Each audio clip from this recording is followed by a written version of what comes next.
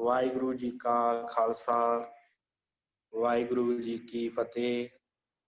गुरु प्यारी साध संगत जी, आप वड्डियां भागां वाले हो जो हर रोज इस विशेष उपराले सदका इस गुरमत क्लास दे विच जुड़दे हो। सतगुरां दी रहमत सदका आपां इस 6:30 वजे दी क्लास दे विच गुरबाणी दी संथਿਆ ਅਤੇ विचार दे नाल जुड़दे हां। सो सतगुरां ने बड़ी बख्शिश की है। आपां सोहिला साहब की बाणी जो है उस दे 3 शब्द विचार चुके हैं। अज असी चौथा ते 5वां शब्द जो सतगुरु गुरु अर्जन देव महाराज सच्चे पातशाह जी ने गुरु ग्रंथ साहिब जी की संपादना वेले जो यह सतगुरां ने सोहिले की बाणी सी इहदे विच ऐड कीते, इहदे विच दर्ज कीते। ये जिहड़ा चौथा शब्द है चौथे पातशाह गुरु रामदास सच्चे पातशाह जी का। इस तो बाद अगला जिहड़ा 5वां शब्द है वो सतगुरु गुरु अर्जन देव महाराज जी का है। ते पहले 3 शब्द जिहड़े सन वो गुरु नानक देव जी दे सन।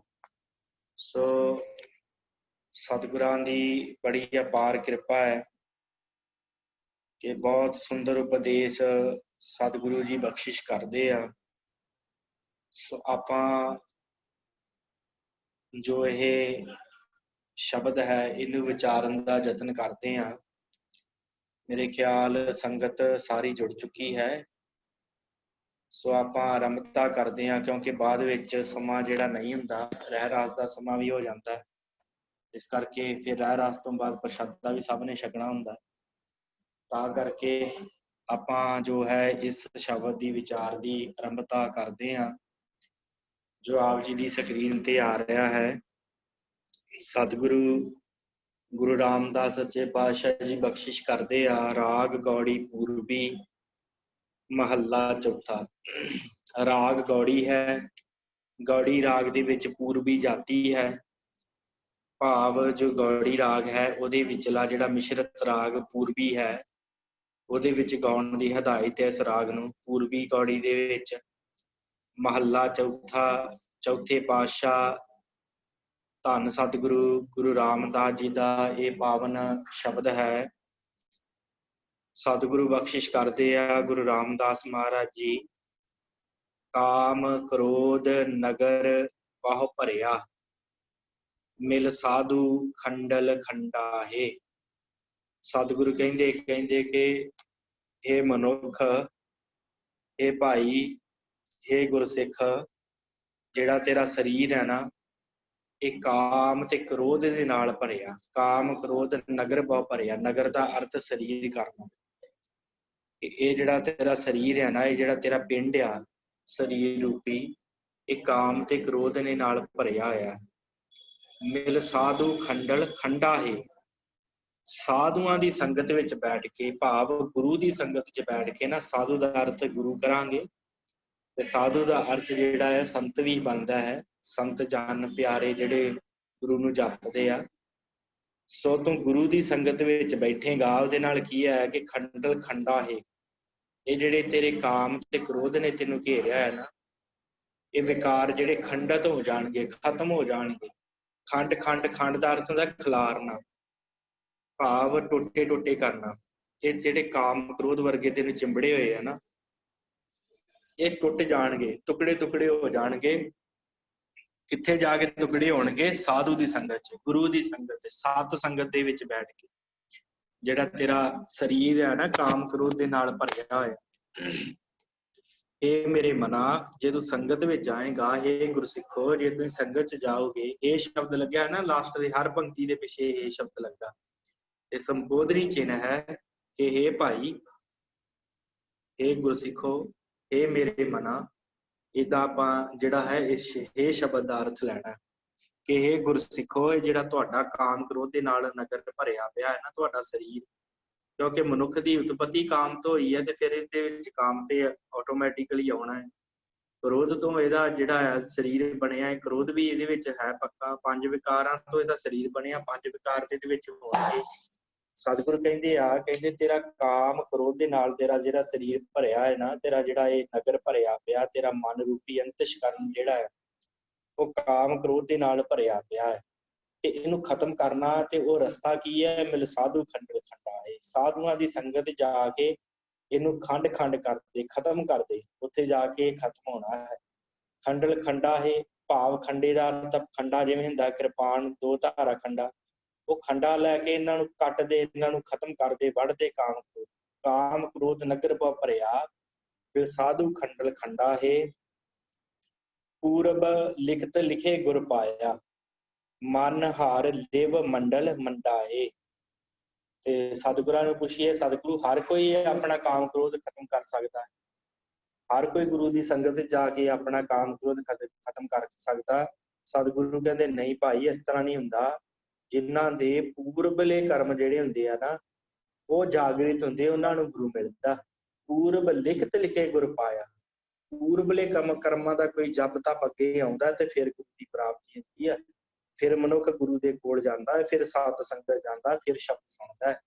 ਪੂਰਬ ਲਿਖਤ ਲਿਖੇ ਗੁਰ ਪਾਇਆ, ਇਹ ਪੂਰਬਲਿਆਂ ਕਰਮਾਂ ਦੀ ਦਾਤ ਜਿਹਨੂੰ ਪ੍ਰਾਪਤ ਹੁੰਦੀ ਹੈ ਨਾ, ਗੁਰੂ ਪ੍ਰਾਪਤ ਹੁੰਦਾ। ਮਨ ਹਰ ਲਿਵ ਮੰਡਲ ਮੰਡਾ ਹੈ।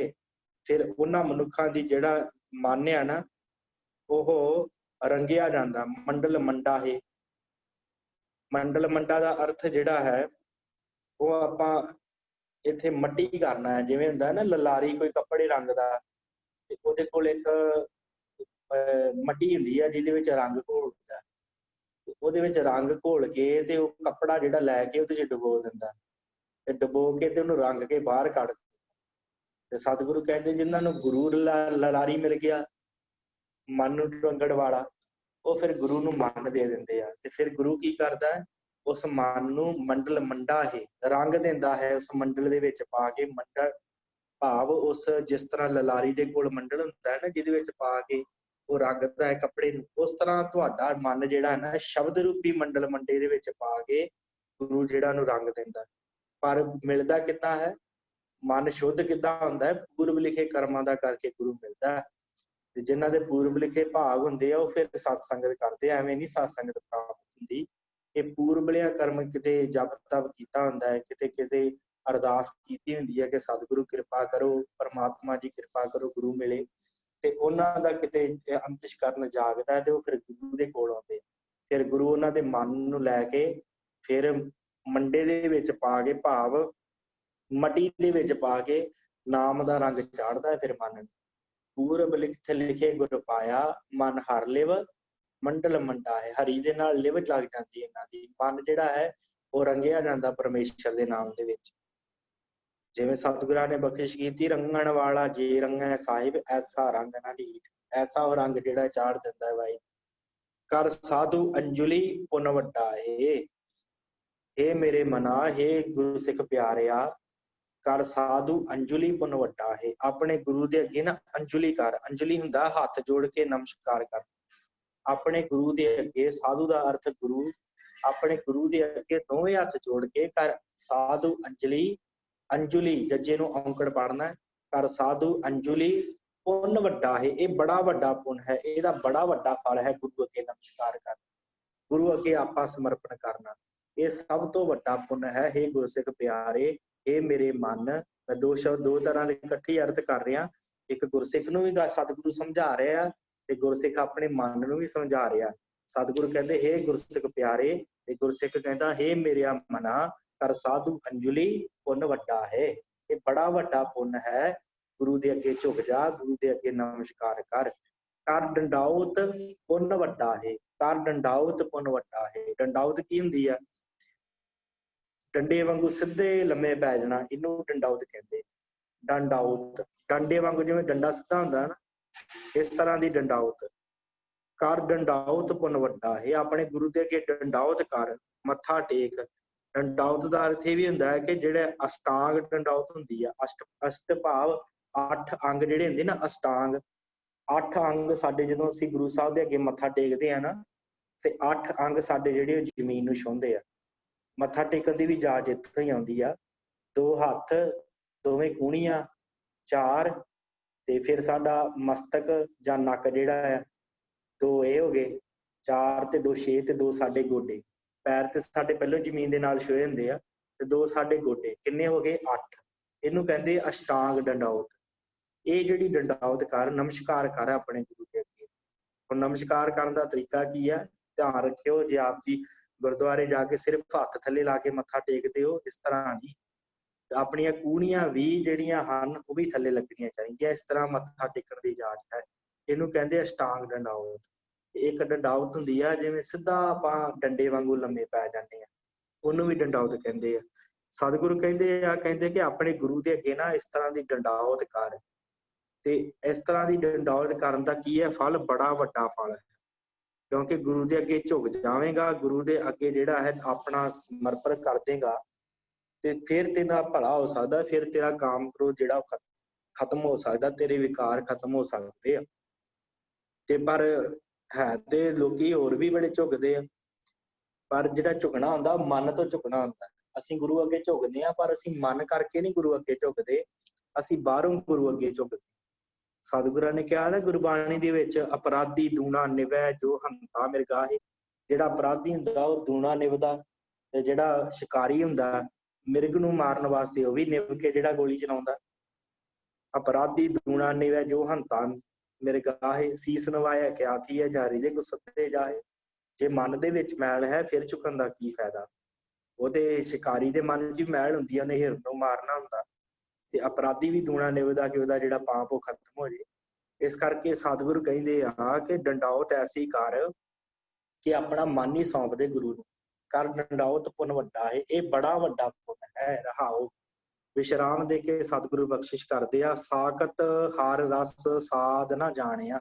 ਸਾਧ ਪੜ੍ਹਨਾ, ਇਹਨੂੰ ਸਾਧ ਨਹੀਂ ਪੜ੍ਹਨਾ। ਉੱਪਰ ਸਾਧੂ ਸ਼ਬਦ ਹੈ ਨਾ, ਆਪਾਂ ਭਾਰਾ ਕਰਕੇ ਪੜ੍ਹਿਆ ਸਾਧੂ, ਇੱਥੇ ਸਾਧ ਸ਼ਬਦ ਆਇਆ। ਇਹ ਸਾਧ ਦਾ ਅਰਥ ਹੈ ਸਵਾਦ। ਸਾਖਤ ਹਰ ਰਸ ਸਾਧ ਨਾ ਜਾਣਿਆ। ਕਠੋਰ ਹਿਰਦੇ ਵਾਲਿਆਂ ਨੇ, ਜਿਨ੍ਹਾਂ ਨੇ ਪ੍ਰਮਾਤਮਾ ਨੂੰ ਭੁਲਾ ਦਿੱਤਾ, ਜਿਹੜੇ ਕਹਿੰਦੇ ਰੱਬ ਹੈ ਹੀ ਨਹੀਂ, ਰੱਬ ਦੇ ਕੁਛ ਵੀ ਨਹੀਂ ਹੈ, ਜਿਹੜੇ ਇਸ ਤਰ੍ਹਾਂ ਦੀਆਂ ਗੱਲਾਂ ਕਰਦੇ ਉਹਨਾਂ ਨੂੰ ਸਾਖਤ ਕਿਹਾ ਜਾਂਦਾ। ਸਾਖਤ ਹਰ ਰਸ ਸਾਧ ਨਾ ਜਾਣਿਆ, ਉਹਨਾਂ ਨੇ ਹਰੀ ਦੇ ਨਾਮ ਦੇ ਰਸ ਦਾ ਸਵਾਦ ਨਹੀਂ ਜਾਣਿਆ। ਤਿੰਨ ਅੰਤਰ ਹਉਮੈ ਕੰਡਾ ਏ। ਕਿਉਂ ਨਹੀਂ ਜਾਣਿਆ? ਕਿਉਂਕਿ ਉਹਨਾਂ ਦੇ ਅੰਦਰ ਹਉਮੈ ਦਾ ਕੰਡਾ ਏ। ਇਹ ਗੁਰਸਿੱਖ ਪਿਆਰੇ, ਤੂੰ ਸਾਖਤ ਨਾ ਬਣ। ਇਹ ਮੇਰੇ ਮਨਾ, ਤੂੰ ਸਾਖਤਾਂ ਵਾਲੇ ਕੰਮ ਨਾ ਕਰ। ਹਰ ਰਸ ਸਾਧ ਨਾ ਜਾਣਿਆ, ਕਿਉਂਕਿ ਸਾਖਤਾਂ ਨੇ ਕਦੀ ਵੀ ਹਰੀ ਦੇ ਨਾਮ ਦਾ ਰਸ ਜਿਹੜਾ ਨਹੀਂ ਜਾਣਿਆ। ਉਹਨਾਂ ਨੂੰ ਕਦੀ ਵੀ ਹਰੀ ਦੇ ਨਾਮ ਦਾ ਰਸ ਪ੍ਰਾਪਤ ਨਹੀਂ ਹੋਇਆ। ਕਿਉਂ? ਕਿਉਂਕਿ ਉਹਨਾਂ ਦੇ ਅੰਦਰ ਹਉਮੈ ਰੂਪੀ ਕੰਡਾ ਹੁੰਦਾ, ਜਿਹੜਾ ਉਹਨਾਂ ਨੂੰ ਚੱਲਣ ਨਹੀਂ ਦਿੰਦਾ ਧਰਮ ਦੇ ਮਾਰਗ ਤੇ। ਹਰ ਗੱਲ 'ਚ ਉਹਨਾਂ ਦੀ ਹਉਮੈ ਪ੍ਰਗਟ ਹੁੰਦੀ ਆ। ਉਹ ਹਰ ਪਾਸੇ ਇਹੀ ਕਹਿੰਦੇ ਆ ਕਿ ਕਿੱਥੇ ਆ ਪ੍ਰਮਾਤਮਾ, ਦਿਖਾਓ ਤੇ ਮੰਨਾ। ਇਸ ਤਰ੍ਹਾਂ ਦੀਆਂ ਗੱਲਾਂ ਕਰਦੇ। ਉਹ ਕਹਿੰਦੇ ਪ੍ਰਮਾਤਮਾ ਹੁੰਦਾ ਤੇ ਸਾਨੂੰ ਕੁਝ ਕਰਨਾ ਲੈਂਦਾ, ਪ੍ਰਮਾਤਮਾ ਤੇ ਹੈ ਹੀ ਨਹੀਂ। ਖਾਓ ਪੀਓ ਮੌਜ ਕਰੋ। ਸਤਿਗੁਰੂ ਕਹਿੰਦੇ ਮੇਰੇ ਮਨਾ ਇਸ ਤਰ੍ਹਾਂ ਦਾ ਸਾਖਤ ਨਾ ਬਣ ਗਈ। ਇਹ ਗੁਰਸਿੱਖ ਪਿਆਰੇ, ਇਸ ਤਰ੍ਹਾਂ ਦਾ ਰਸਤੇ ਤੇ ਨਾ ਚੱਲੀ। ਸਾਖਤ ਹਰ ਰਸ ਸਾਧ ਨਾ ਜਾਣਿਆ, ਫਿਰ ਤੈਨੂੰ ਸਵਾਦ ਨਹੀਂ ਆਉਣਾ, ਤੈਨੂੰ ਫਿਰ ਹਰੀ ਦੇ ਨਾਮ ਦੇ ਰਸ ਦਾ, ਫਿਰ ਤੈਨੂੰ ਬਾਣੀ ਪੜੀ ਦਾ ਆਨੰਦ ਨਹੀਂ ਆਉਣਾ। ਸਾਖਤ ਹਰ ਰਸ ਸਾਧ ਨਾ ਜਾਣਿਆ, ਤਿੰਨ ਅੰਤਰ ਹਉਮੈ ਕੰਡਾ ਹੈ।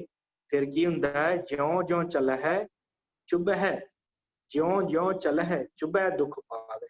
ਉਹ ਜਿਵੇਂ ਜਿਵੇਂ ਚੱਲਦੇ ਆ ਨਾ, ਤੇ ਉਹਨਾਂ ਨੂੰ ਇਹ ਜਿਹੜਾ ਹੰਕਾਰ ਦਾ ਕੰਡਾ ਜਿਹੜਾ ਚੁੱਭਦਾ ਹੈ, ਉਹ ਜਿਉਂ ਜਿਉਂ ਗਾਂਹ ਗਾਂਹ ਵੱਧਦੇ ਜਾਂਦੇ ਆ, ਉਹ ਫਿਰ ਹੋਰ ਕਟਾਕਸ਼ ਕਰਨਾ ਸ਼ੁਰੂ ਕਰ ਦਿੰਦੇ ਪ੍ਰਮਾਤਮਾ ਦੇ ਨਾਮ ਤੋਂ। ਉਹ ਕਹਿੰਦੇ ਆ ਕਿ ਰੱਬ ਜੇ ਹੈਗਾ ਤੇ ਪ੍ਰਗਟ ਹੋਵੇ। ਕਈ ਤਰ੍ਹਾਂ ਦੀਆਂ ਗੱਲਾਂ ਹੈ ਨਾਸਤਿਕ ਲੋਕਾਂ ਦੇ ਕੋਲ ਰੱਬ ਦੇ ਬਾਰੇ, ਪ੍ਰਮਾਤਮਾ ਦੇ ਬਾਰੇ ਕਈ ਤਰ੍ਹਾਂ ਦੀਆਂ ਗੱਲਾਂ ਕਰਦੇ ਆ, ਚੱਲਦੇ ਰਹਿੰਦੇ। ਉਹ ਨਾਲੇ ਤੇ ਨਾ ਕਹਿੰਦੇ ਸਾਡਾ ਰੱਬ 'ਚ ਵਿਸ਼ਵਾਸ ਨਹੀਂ, ਤੇ ਨਾਲੇ ਉਹ ਗੱਲਾਂ ਵੀ ਉਹ ਕਰਦੇ ਆ ਜਿਹਦੇ ਵਿੱਚ ਰੱਬ ਨੂੰ ਹੀ 24 ਘੰਟੇ ਯਾਦ ਕਰਦੇ ਰਹਿੰਦੇ ਆ ਕਿ ਰੱਬ ਹੈ ਨਹੀਂ, ਪਰ ਯਾਦ ਤਾਂ ਵੀ ਉਹ ਕਰੀ ਜਾਂਦੇ। ਐਸੇ ਹੁੰਦੇ ਨਾਸਤਿਕ। ਸਤਿਗੁਰੂ ਕਹਿੰਦੇ ਇਹਨਾਂ ਨੂੰ ਫਿਰ ਹੰਕਾਰ ਦਾ ਕੰਡਾ ਜਿਹੜਾ ਉਹ ਚੁੱਭਦਾ ਰਹਿੰਦਾ, ਦੁੱਖ ਪਾਉਂਦੇ ਆ ਸੰਸਾਰ ਦੇ ਵਿੱਚ। ਜਿਉਂ ਜਿਉਂ ਚੱਲੈ ਚੁੱਭੈ ਦੁੱਖ ਪਾਵਹਿ, ਜਮ ਕਾਲ ਸਹੇ ਸਿਰ ਡੰਡਾ ਹੈ। ਤੇ ਜਦੋਂ ਸੰਸਾਰ 'ਚ ਚੱਲਦੇ ਆ, ਸੰਸਾਰ 'ਚ ਵੀ ਦੁੱਖ ਪਾਉਂਦੇ ਆ, ਤੇ ਜਦੋਂ ਸੰਸਾਰ ਛੱਡ ਕੇ ਜਾਂਦੇ ਆ ਫਿਰ ਜਮਾਂ ਦੇ ਵੱਸ ਪੈ ਜਾਂਦੇ ਇਹੋ ਜਿਹੇ ਮਨੁੱਖ, ਜਿਹੜੇ ਕਹਿੰਦੇ ਰੱਬ ਹੈ ਨਹੀਂ, ਦਿਖਾਓ ਹਾਂ ਕਿੱਥੇ ਆ ਰੱਬ, ਅਸੀਂ ਤੇ ਮੌਜ ਕਰਨ ਆਏ ਆ ਇਸ ਸੰਸਾਰ ਦੇ ਉੱਤੇ। ਜਿਹੜੇ ਇਹੋ ਜਿਹੀਆਂ ਗੱਲਾਂ ਕਰਦੇ ਆ ਨਾ, ਫਿਰ ਜਮਕਾਲ ਸਹੇ ਸਿਰ ਡੰਡਾ ਹੈ। फिर जमकाल, जमा का जिहड़ा डंडा है ना, जिहड़े काल रूपी जम आके शरीर चों जिंद नूं कढदे आ, फिर उन्हां दा डंडा मनुख दे सिर दे उत्ते पैंदा। फिर इहनूं पता लगदा कि मेरे की भात तुली, क्योंकि हरि दा नाम दा रस नहीं ना जाने। इस करके हे मेरे मना, इन्हां दे पिछे ना लग। ये ना होवे तेरा भी इहो हालत हो जे कि तेरे भी जिहड़ा है हंकार रूपी कंडे तीनों भी संसार च चुभदे रहण, ते फिर उस तो बाद जो संसार छड्ड के जावें, ते फिर जिहड़ा जम जिहड़े आ ओह तैनूं फड़ के लै जाण, ते फिर जम जिहड़े तेरी खुआरी करन। ऐसा कारज जिहड़ा तू ना कर, ऐसो जे रस्ते दे उत्ते ना चल। ज्यों ज्यों चलै चुभै दुख पावै, जमकाल सहे सिर डंडा है। फिर अखीर ते उह जमां दा जिहड़ा डंडा सिर दे उत्ते सहिंदे आ ओह मनुख किहड़े, जिहड़े साकत हन, जिहड़े परमात्मा नूं सिमरदे ने, जिहड़े परमात्मा दी हर एक गल, गुरु दी भी गल ते कटाक्ष कर दिंदे आ। कहंदे गुरु साहब ने ते आ किहा सी ये ते गलत आ, ये भी गुरु दी गल गलत है। ਉਹ ਗੁਰੂ ਦੇ ਉੱਤੇ ਕਟਾਕਸ਼ ਕਰਦੇ ਆ, ਉਹਨਾਂ ਨੂੰ ਸਾਗਤ ਕਿਹਾ ਜਾਂਦਾ। ਸੋ ਉਹਨਾਂ ਦੀ ਸੰਗਤ ਕਰਨ ਤੋਂ ਸਤਿਗੁਰਾਂ ਨੇ ਵਰਜਿਆ ਕਿ ਵੇਖੀ ਸਿੱਖਾ ਉਹਨਾਂ ਦੀ ਸੰਗਤ ਨਾ ਕਰੀ, ਤੇ ਕਿਉਂਕਿ ਜਿਹੜੇ ਸਾਗਤ ਆ ਉਹ ਆਪ ਤੇ ਡੁੱਬਣਗੇ ਹੀ, ਇਹਨੂੰ ਵੀ ਲੈ ਡੁੱਬਣਗੇ। ਕਿਹਾ ਨਾ ਵੀਰ ਜੀ ਨੇ ਕਿ ਸਾਗਤ ਸੰਗ ਨਾ ਕੀਜੀਏ ਦੂਰ ਜਾਈਏ ਭਾਗ, ਬਾਸਨ ਕਾਰੂ ਪਰਸੀਏ ਤਉ ਕਛ ਲੱਗਿਆ ਦਾਗ। ਕਹਿੰਦੇ ਜੇ ਕਿਸੇ ਨੇ ਕਾਲਾ ਬਰਤਨ ਚੁੱਕਿਆ ਹੋਵੇ ਤੇ ਉਹਨੇ ਕੱਪੜੇ ਚਿੱਟੇ ਪਾਏ ਹੋਣ, ਜਿੰਨਾ ਮਰਜ਼ੀ ਸਾਂਭ ਕਰ ਲੇ, ਕਿਤੇ ਨਾ ਕਿਤੇ ਮਾੜਾ ਮੋਟਾ ਦਾਗ ਲੱਗ ਹੀ ਜਾਂਦਾ। ਇਸ ਕਰਕੇ ਸਤਿਗੁਰ ਕਹਿੰਦੇ ਜਿਹੜੇ ਨਾਮ ਨਹੀਂ ਨਾ ਜਪਦੇ, ਉਹਨਾਂ ਦੇ ਲਾਗੇ ਹੀ ਨਾ ਜਾ, ਉਹਨਾਂ ਦੇ ਸੰਗਤ ਕਰ ਹੀ ਨਾ। ਇਹ ਨਾ ਹੋਵੇ ਕਿ ਉਹ ਤੇ ਉਹਨਾਂ ਨੇ ਤੇ ਨਰਕਾਂ ਨੂੰ ਜਾਣਾ ਹੈ, ਉਹਨਾਂ ਨੇ ਤੇ ਜਮਾਂ ਦੀ ਖੁਆਰੀ ਹੋਣੀ ਆ। ਇਹ ਨਾ ਹੋਵੇ ਤੈਨੂੰ ਵੀ ਜਮਾਂ ਦੀ ਖੁਆਰੀ ਸਹਿਣੀ ਪਵੇ। ਇਸ ਕਰਕੇ ਉਹਨਾਂ ਦੀ ਸੰਗਤ ਹੀ ਨਾ ਕਰ, ਉਹਨਾਂ ਦੇ ਵੱਲ ਮੂੰਹ ਹੀ ਨਾ ਕਰ। ਉਹ ਜਿਹੜੇ ਰਸਤੇ ਤੇ ਚੱਲਦੇ ਉਸ ਰਸਤੇ ਤੇ ਨਾ ਜਾ, ਤੂੰ ਆਪਣੇ ਗੁਰੂ ਦੇ ਰਸਤੇ ਤੇ ਚੱਲ। ਹਰ ਜਨ ਹਰ ਹਰ ਨਾਮ ਸਮਾਣੇ, ਦੁੱਖ ਜਨਮ ਮਰਨ ਭਵ ਖੰਡਾ ਹੈ। ਹੁਣ ਸਤਿਗੁਰੂ ਜਿਹੜੇ ਤੇ ਸਾਖਤ ਮਨੁੱਖ ਆ ਉਹਨਾਂ ਦਾ ਹਾਲ ਦੱਸ ਦਿੱਤਾ, ਤੇ ਜਿਹੜੇ ਗੁਰਮੁਖ ਹਨ, ਜਿਹੜੇ ਨਾਮ ਜਪਦੇ ਉਹ ਕੀ ਕਰਦੇ ਆ, ਉਹਨਾਂ ਬਾਰੇ ਦੱਸੋ। ਤੇ ਸਤਿਗੁਰੂ ਕਹਿੰਦੇ ਹਰ ਜਨ, ਜਿਹੜੇ ਹਰੀ ਦੇ ਜਨ ਹੁੰਦੇ ਆ, ਜਿਹੜੇ ਉਹਦਾ ਨਾਮ ਜਪਦੇ, ਹਰ ਜਨ ਹਰ ਹਰ ਨਾਮ ਸਮਾਣੇ, ਉਹ ਹਰੀ ਦੇ ਨਾਮ ਦੇ ਵਿੱਚ ਸਮਾ ਗਏ ਤੇ ਸਮਾ ਰਹੇ ਹਨ ਹਰ ਹਰ 2 ਵਾਰੀ।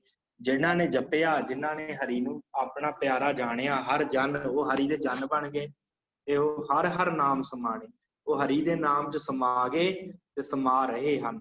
ਹਰ ਹਰ ਜਨ ਹਰ ਹਰ ਨਾਮ ਸਮਾਣੇ। ਫਿਰ ਕੀ ਹੋਇਆ, ਉਹਨਾਂ ਨੂੰ ਦੁੱਖ ਜਨਮ ਮਰਨ ਭਵ ਖੰਡਾ ਹੈ।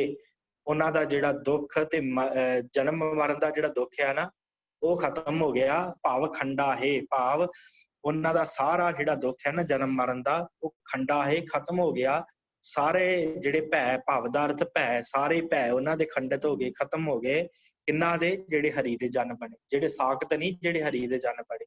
ਕਿਉਂਕਿ ਸਾਖਤਾਂ ਬਾਰੇ ਕਿਹਾ ਕਿ ਬਹੁਤ ਦੁੱਖ ਪਾਵੇ, ਉਹ ਬਹੁਤ ਦੁੱਖ ਪਾਉਂਦੇ ਆ, ਪਰ ਜਿਹੜੇ ਹਰੀ ਦੇ ਜਨ ਹੁੰਦੇ ਆ, ਜਿਹੜੇ ਹਰੀ ਨੂੰ ਯਾਦ ਕਰਦੇ ਆ, ਜਿਹੜੇ ਪ੍ਰਮਾਤਮਾ ਨੂੰ ਸਿਮਰਦੇ ਆ, ਤੇ ਜਿਹੜੇ ਸਿਮਰਦੇ ਸਨ, ਜਿਹੜੇ ਸਿਮਰ ਰਹੇ ਹਨ, 2 ਵਾਰੀ ਹਰ ਹਰ ਹਨ, ਉਹ ਫਿਰ ਨਾਮ ਦੇ ਵਿੱਚ ਸਮਾ ਗਏ ਤੇ ਸਮਾ ਰਹੇ ਹਨ।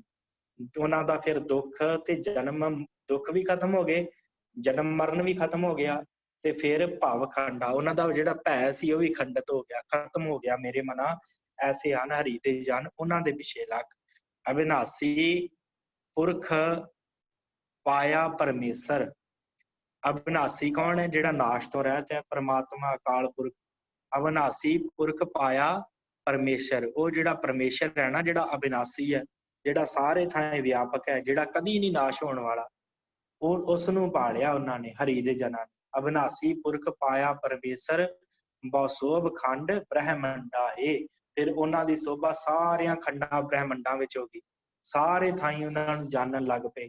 ਜਗ੍ਹਾ ਜਗ੍ਹਾ ਤੇ ਉਹਨਾਂ ਦੀ ਚਰਚਾ ਹੋਣ ਲੱਗ ਪਈ ਕਿ ਹਾਂ ਇੱਕ ਗੁਰੂ ਨਾਨਕ ਆਇਆ ਸੀ ਜਿਹਨੇ ਜਗਤ ਨੂੰ ਉਪਦੇਸ਼ ਦਿੱਤਾ, ਹਾਂ ਇੱਕ ਭਗਤ ਰਵਿਦਾਸ ਆਇਆ ਸੀ ਜਿਹਨੇ ਸੰਸਾਰ ਨੂੰ ਉਪਦੇਸ਼ ਦਿੱਤਾ, ਇੱਕ ਭਗਤ ਕਬੀਰ ਆਇਆ ਸੀ ਜਿਹਨੇ ਸੰਸਾਰ ਨੂੰ ਉਪਦੇਸ਼ ਦਿੱਤਾ। ਇਸ ਤਰ੍ਹਾਂ ਉਹਨਾਂ ਦੀ ਸਾਰੇ ਥਾਈਂ ਸੋਭਾ ਜਿਹੜੀ ਹੋਣ ਲੱਗ ਪਈ। ਅਬਿਨਾਸੀ ਪੁਰਖ ਪਾਇਆ ਪਰਮੇਸ਼ਰ, ਜਿਨ੍ਹਾਂ ਨੇ ਉਸ ਅਬਿਨਾਸੀ ਅਕਾਲ ਪੁਰਖ ਪਰਮਾਤਮਾ ਨੂੰ ਪਾਲਿਆ ਨਾ, ਪਰਮੇਸ਼ਵਰ ਨੂੰ, ਉਹਨਾਂ ਦੀ ਸੋਭ ਬਹੁ ਸੋਭ ਖੰਡ ਬ੍ਰਹਮੰਡਾ ਹੈ। ਉਹਨਾਂ ਦੀ ਸੋਭਾ ਖੰਡਾਂ ਬ੍ਰਹਮੰਡਾਂ ਤੱਕ, ਭਾਵ 9 ਖੰਡਾਂ ਦੇ ਵਿੱਚ ਪੂਰੇ ਸੰਸਾਰ 'ਚ ਫੈਲ ਗਈ। ਹਮ ਗਰੀਬ ਮਸਕੀਨ ਪ੍ਰਭ ਤੇਰੇ। ਸਤਿਗੁਰੂ ਕਹਿੰਦੇ ਹੁਣ ਦੋਵੇਂ ਹੱਥ ਜੋੜ ਕੇ ਨਾ ਸਿੱਖੋ, ਤੁਸੀਂ ਵੀ ਉਸ ਅਕਾਲ ਪੁਰਖ ਦੇ ਅੱਗੇ ਅਰਦਾਸ ਕਰੋ ਕਿ ਵਾਹਿਗੁਰੂ ਜੀ ਸਾਨੂੰ ਸਾਖਤ ਨਾ ਬਣਾ, ਸਾਡੇ ਤੇ ਕਿਰਪा ਕਰ। ਅਸੀਂ ਗਰੀਬ, ਹਮ ਗਰੀਬ ਮਸਕੀਨ ਪ੍ਰਭ ਤੇਰੇ। ਵਾਹਿਗੁਰੂ ਜੀ ਅਸੀਂ ਗਰੀਬ ਹਾਂ। ਮਸਕੀਨ ਦਾ ਅਰਥ ਅਤਿਅੰਤ ਗਰੀਬ ਹਾਂ, ਬੜੇ ਹੀ ਗਰੀਬ ਹਾਂ ਅਸੀਂ। ਕਿਹੜੇ ਪਾਸੇ ਤੋਂ? ਨਾਮ ਜਪਣ ਤੋਂ। ਅਸੀਂ ਨਾਮ ਨਹੀਂ ਜਪਦੇ, ਸਿਮਰਨ ਨਹੀਂ ਕਰਦੇ। ਇਸ ਤਰ੍ਹਾਂ ਅਕਾਲ ਪੁਰਖ ਦੇ ਅੱਗੇ ਸਿੱਖੋ, ਦੋਵੇਂ ਹੱਥ ਜੋੜੋ। ਹੇ ਮੇਰੇ ਮਨਾ, ਉਸ ਅਕਾਲ ਪੁਰਖ ਦੇ ਅੱਗੇ ਹੱਥ ਜੋੜ ਕੇ ਕਹਿ, ਹਮ ਗਰੀਬ ਮਸਕੀਨ ਪ੍ਰਭ ਤੇਰੇ। ਇਹ ਪ੍ਰਭੂ ਜੀ ਅਸੀਂ ਗਰੀਬ, ਗਰੀਬ ਤੋਂ ਵੀ ਗਰੀਬ ਹਾਂ। ਇੰਨੇ ਗਰੀਬ ਹਾਂ ਅਸੀਂ ਕਿਉਂਕਿ ਸਾਡੇ ਪੱਲੇ ਨਾਮ ਧਨ ਨਹੀਂ ਹੈ, ਇਸ ਕਰਕੇ ਅਸੀਂ ਗਰੀਬ ਹਾਂ।